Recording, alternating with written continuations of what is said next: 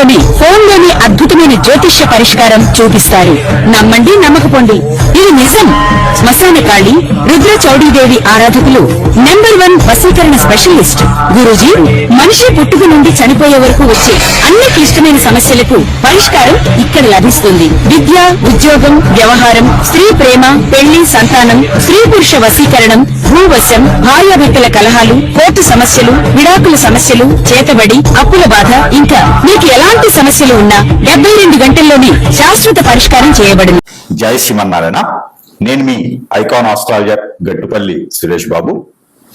అయితే మన ఛానల్ ఏదైతే ఉందో ఈ ఛానల్ చూస్తున్నటువంటి ప్రతి ప్రేక్షకులు కూడా జై శ్రీమన్నారాయణ.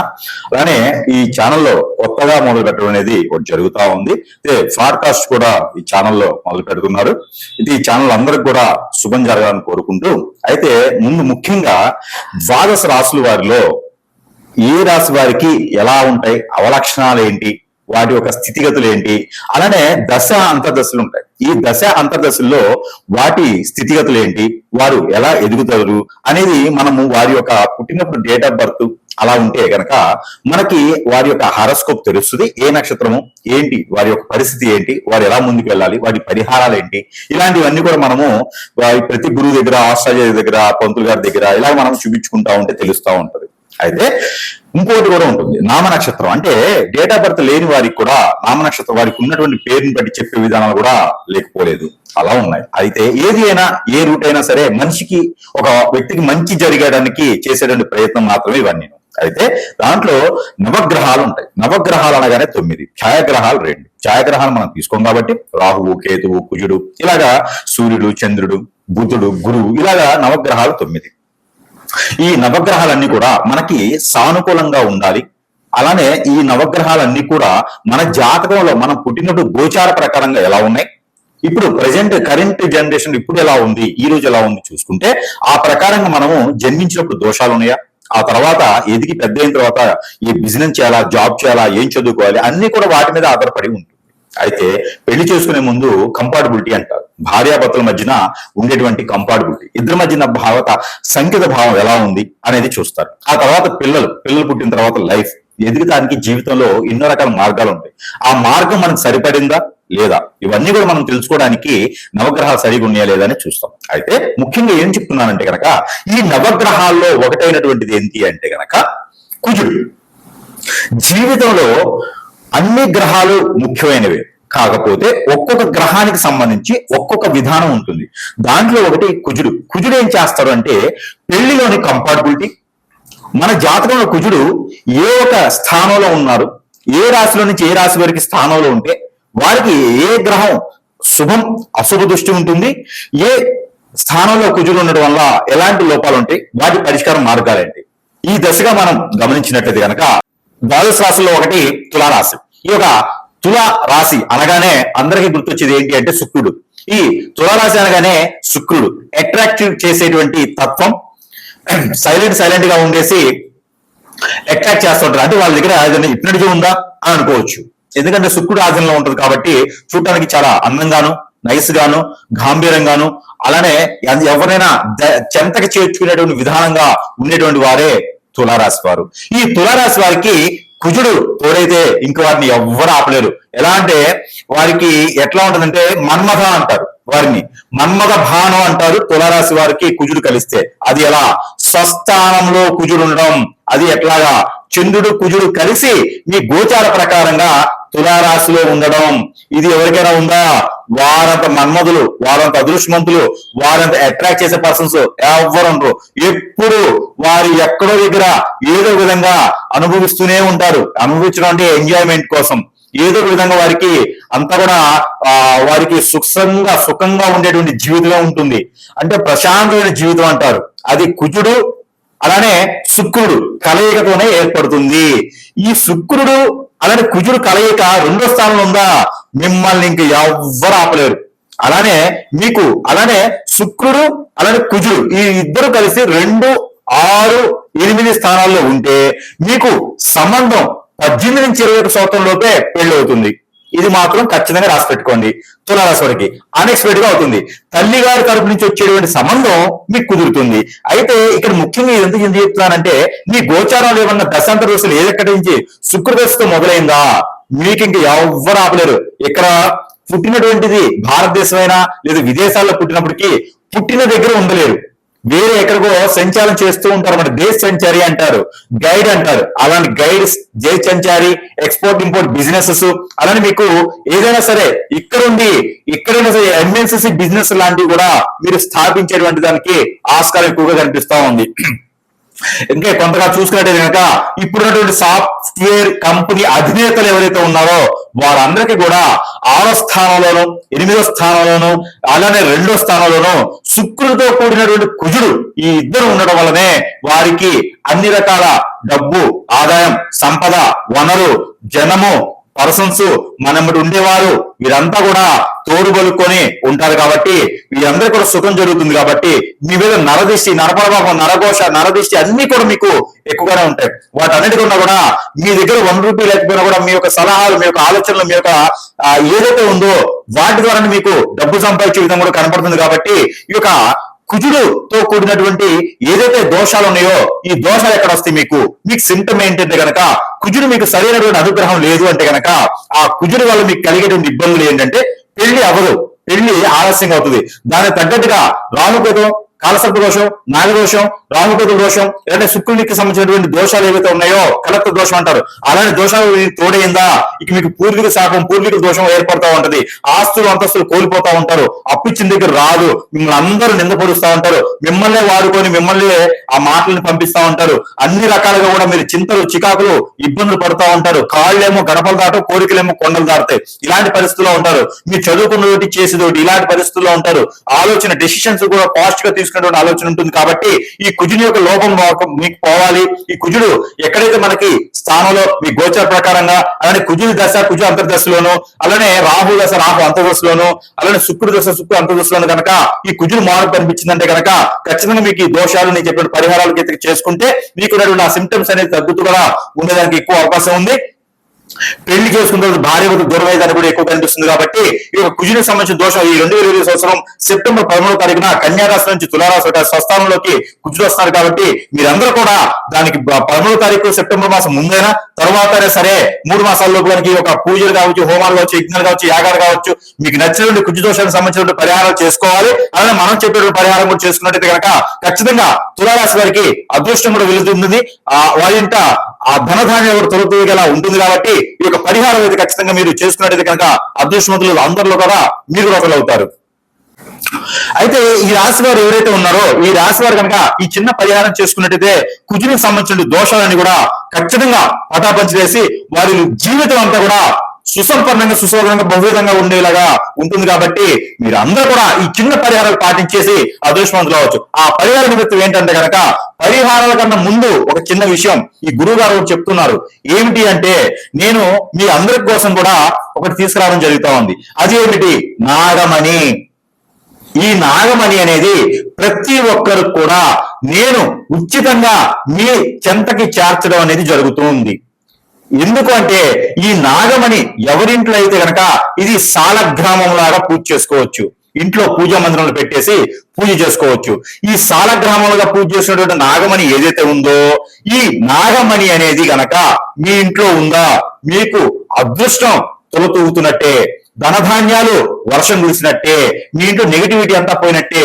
మీకు కాలసర్పదోషం, నాగదోషం, కుజదోషం, సర్పదోషాలు ఇంకేమైనా ఉన్నా, మీకు పూర్వీక శాపం, పూర్వీక దోషం, అలానే శుక్ర దోషాలు అంటే ఏమైనా ఉన్నా, పెళ్లిళ్ళు కాకపోయినా, నిద్ర పట్టకపోయినా, ఆందోళన, బ్లాక్ మ్యాజిక్, హిప్నాటిజం, చేతబడి, ఇలాంటి బాగలముఖి, భానుమతి విద్య లాంటివి జరిగినాయా, మీ అందరికీ కూడా శాశ్వత పరిష్కారం కాకపోయినా ఉపశమనం అయితే మాత్రం ఖచ్చితంగా ఈ నాగమణి అనేది ఇస్తుంది.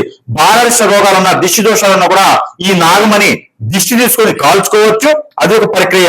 లేదు ఇంట్లో పూజా మందిరంలో పెట్టేసి ప్రతినిత్యం కూడా దీప ద్వైప నైవేద్యం పెట్టినట్టయితే కనుక మీకు ఆ దోషాలను కూడా పటాపంచలైపోతుంది. కాబట్టి ఇది ఒక చిన్న పరిహారం. నా వంతుగా నేను అందరికీ కూడా ఉచితంగా ఇవ్వడం అనేది జరుగుతూ ఉంది. ఇకపోతే ఈ నాగమణితో పాటు ప్రతి రాశి వారు కూడా చేసుకోవాలి అనుకున్నటువంటి పరిహారాలు కొన్ని ఉన్నాయి. ఆ పరిహార నిమిత్తం కూడా మీరు చేసుకున్నట్టయితే కనుక ఈ యొక్క దోషాలను కూడా పటాపంచలేకపోతాయి. దాంతో పాటు ఈ యొక్క కుజ దోషం ఉన్న వారు ఏం చేయాలంటే కనుక ముందుగా దానం.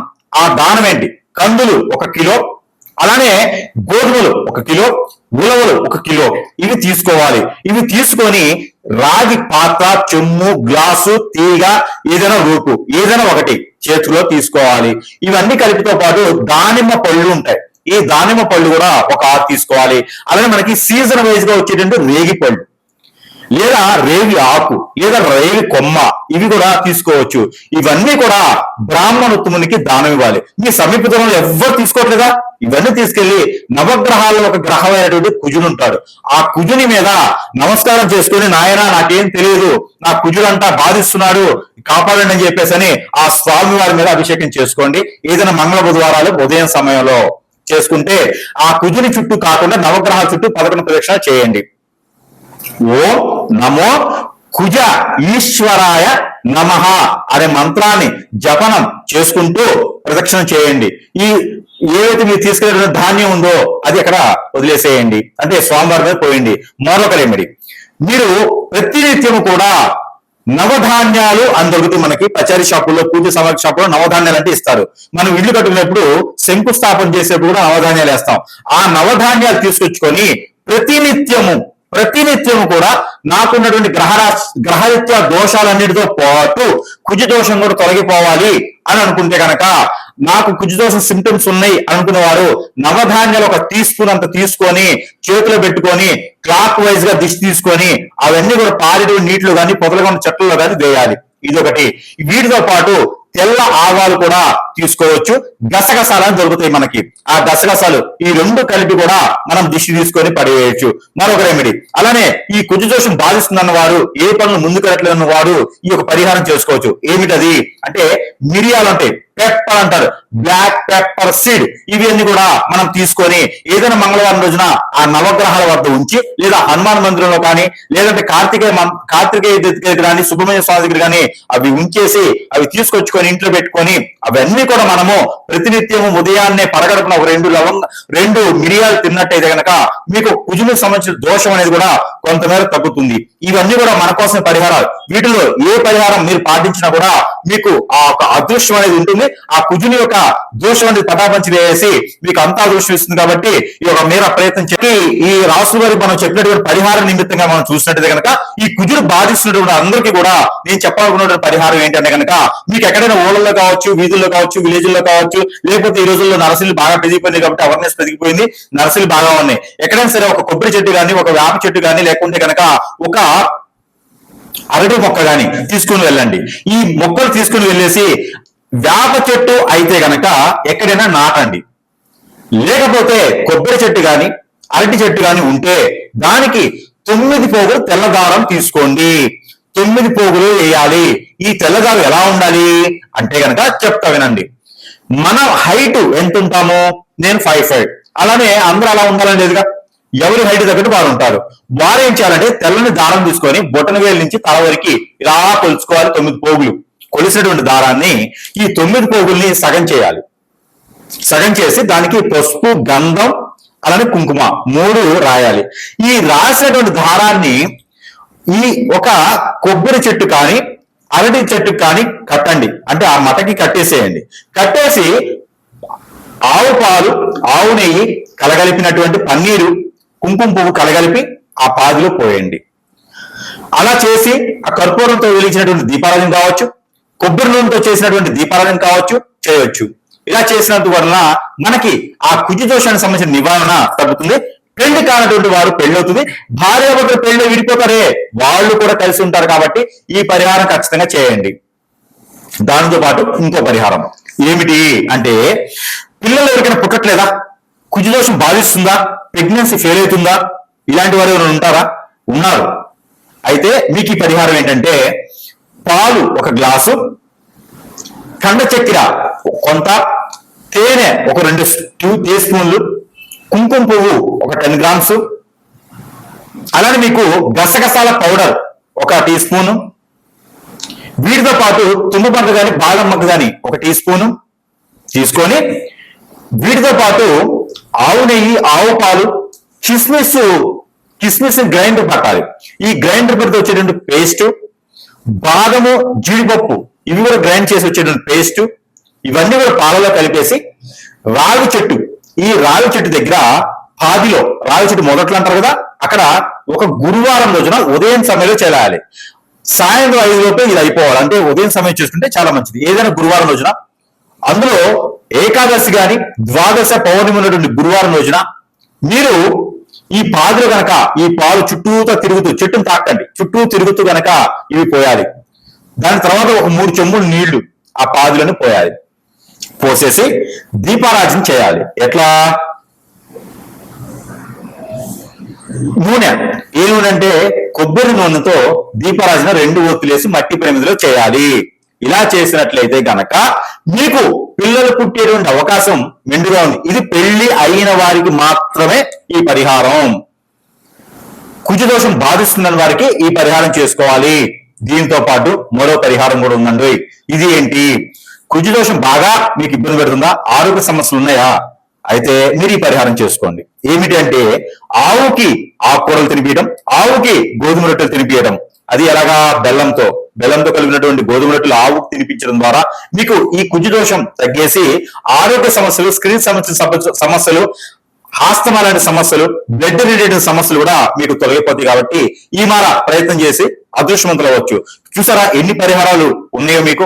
ఈ పరిహారాన్ని కూడా పాటించుకుంటే ఖచ్చితంగా మీకు కుజదోష నివారణ అయితే జరుగుతుంది. కాబట్టి ఈ పరిహారాన్ని చేసుకుని అదృష్టవంతులని కోరుకుంటా ఉన్నాను. జై శ్రీమన్నారాయణ.